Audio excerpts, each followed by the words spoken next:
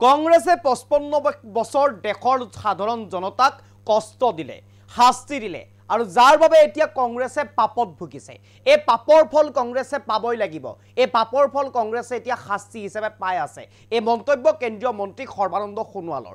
সৰ্বানন্দ সোণোৱালে নিৰ্বাচনী প্ৰচাৰ সভাত উপস্থিত হৈ পলাশবাৰীত এই মন্তব্য কৰিলে সাংবাদিকৰ সন্মুখত। তেওঁ ক'লে কংগ্ৰেছে দেশৰ জনতাক ভ্ৰষ্টাচাৰী শাসনেৰে নিকৃষ্ট মানসিকতাৰে আজি 55 বছৰ ধৰি দেশৰ সাধাৰণ জনতাক ৰাজ্যৰ সাধাৰণ জনতাক এক প্ৰকাৰ তেওঁলোকে শাস্তি দিলে, কষ্ট দিলে আৰু যি শাস্তি যি কষ্টৰ ফল এতিয়া ভুগিব লাগিব কংগ্ৰেছে। এতিয়া কংগ্ৰেছে শাস্তি পাই আছে আৰু শাস্তি পাব, সাধাৰণ জনতাই আৰু শাস্তি দিব আৰু কষ্টৰ ফল তেওঁলোকক দিব। এই মন্তব্য প্ৰাক্তন মুখ্যমন্ত্ৰী তথা বৰ্তমানৰ কেন্দ্ৰীয় মন্ত্ৰী সৰ্বানন্দ সোণোৱালৰ। এই মুহূৰ্তত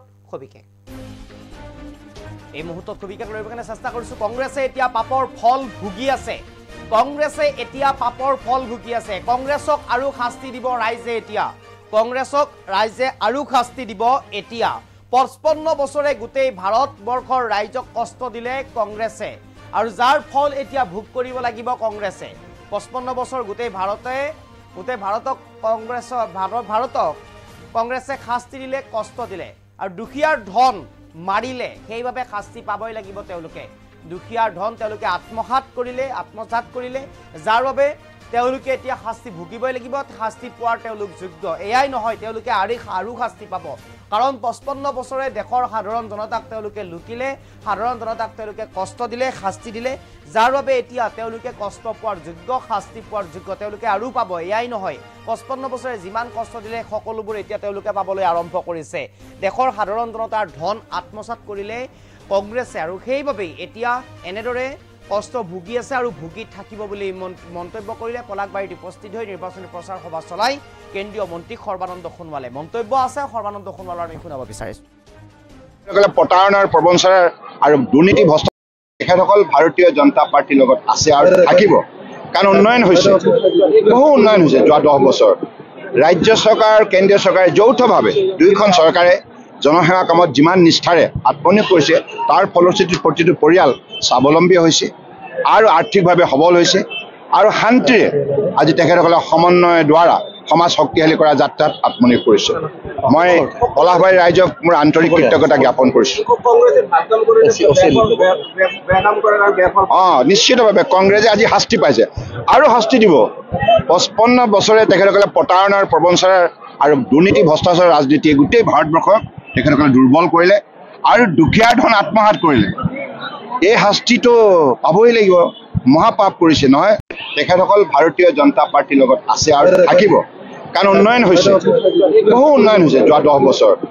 ৰাজ্য চৰকাৰ কেন্দ্ৰীয় চৰকাৰে যৌথভাৱে দুয়োখন চৰকাৰে জনসেৱা কামত যিমান নিষ্ঠাৰে আত্মনিয়োগ কৰিছে, তাৰ ফলশ্ৰুতিত প্ৰতিটো পৰিয়াল স্বাৱলম্বী হৈছে আৰু আৰ্থিকভাৱে সবল হৈছে আৰু শান্তিৰে আজি তেখেতসকলে সমন্বয়ৰ দ্বাৰা সমাজ শক্তিশালী কৰা যাত্ৰাত আত্মনিয়োগ কৰিছে। মই পলাশবাৰী ৰাইজক মোৰ আন্তৰিক কৃতজ্ঞতা জ্ঞাপন কৰিছোঁ। নিশ্চিতভাৱে কংগ্ৰেছে আজি শাস্তি পাইছে আৰু শাস্তি দিব। 55 বছৰে তেখেতসকলে প্ৰতাৰণাৰ প্ৰবঞ্চনা আৰু দুৰ্নীতি ভ্ৰষ্টাচাৰ ৰাজনীতিয়ে গোটেই ভাৰতবৰ্ষক তেখেতসকলে দুৰ্বল কৰিলে আৰু দুখীয়াৰ ধন আত্মসাৎ কৰিলে। এই শাস্তিটো পাবই লাগিব। মহাপাপ কৰিছে নহয়। তেখেতসকল ভাৰতীয় জনতা পাৰ্টিৰ লগত আছে আৰু থাকিব। কাৰণ উন্নয়ন হৈছে, বহু উন্নয়ন হৈছে যোৱা 10 বছৰ। ৰাজ্য চৰকাৰ কেন্দ্ৰীয় চৰকাৰে যৌথভাৱে দুয়োখন চৰকাৰে জনসেৱা কামত যিমান নিষ্ঠাৰে আত্মনিয়োগ কৰিছে, তাৰ ফলশ্ৰুতিত প্ৰতিটো পৰিয়াল স্বাৱলম্বী হৈছে আৰু আৰ্থিকভাৱে সবল হৈছে আৰু শান্তিৰে আজি তেখেতসকলে সমন্বয়ৰ দ্বাৰা সমাজ শক্তিশালী কৰা যাত্ৰাত আত্মনিয়োগ কৰিছে। মই পলাশবাৰী ৰাইজক মোৰ আন্তৰিক কৃতজ্ঞতা জ্ঞাপন কৰিছোঁ। নিশ্চিতভাৱে কংগ্ৰেছে আজি শাস্তি পাইছে আৰু শাস্তি দিব। 55 বছৰে তেখেতসকলে প্ৰতাৰণাৰ প্ৰবঞ্চনা আৰু দুৰ্নীতি ভ্ৰষ্টাচাৰ ৰাজনীতিয়ে গোটেই ভাৰতবৰ্ষক তেখেতসকলে দুৰ্বল কৰিলে আৰু দুখীয়াৰ ধন আত্মসাৎ কৰিলে। এই শাস্তিটো পাবই লাগিব। মহাপাপ কৰিছে নহয়। তেখেতসকল ভাৰতীয় জনতা পাৰ্টিৰ লগত আছে আৰু থাকিব। কাৰণ উন্নয়ন হৈছে, বহু উন্নয়ন হৈছে যোৱা 10 বছৰ। ৰাজ্য চৰকাৰ কেন্দ্ৰীয় চৰকাৰে যৌথভাৱে দুয়োখন চৰকাৰে জনসেৱা কামত যিমান নিষ্ঠাৰে আত্মনিয়োগ কৰিছে, তাৰ ফলশ্ৰুতিত প্ৰতিটো পৰিয়াল স্বাৱলম্বী হৈছে আৰু আৰ্থিকভাৱে সবল হৈছে আৰু শান্তিৰে আজি তেখেতসকলে সমন্বয়ৰ দ্বাৰা সমাজ শক্তিশালী কৰা যাত্ৰাত আত্মনিয়োগ কৰিছে। মই পলাশবাৰী ৰাইজক মোৰ আন্তৰিক কৃতজ্ঞতা জ্ঞাপন কৰিছোঁ। নিশ্চিতভাৱে কংগ্ৰেছে আজি শাস্তি পাইছে আৰু শাস্তি দিব। 55 বছৰে তেখেতসকলে প্ৰতাৰণাৰ প্ৰবঞ্চনাৰ আৰু দুৰ্নীতি ভ্ৰষ্টাচাৰ ৰাজনীতিয়ে গোটেই ভাৰতবৰ্ষক তেখেতসকলে দুৰ্বল কৰিলে আৰু দুখীয়াৰ ধন আত্মসাৎ কৰিলে।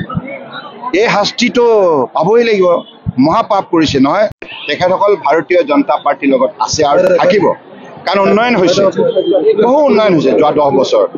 ৰাজ্য চৰকাৰ কেন্দ্ৰীয় চৰকাৰে যৌথভাৱে দুয়োখন চৰকাৰে জনসেৱা কামত যিমান নিষ্ঠাৰে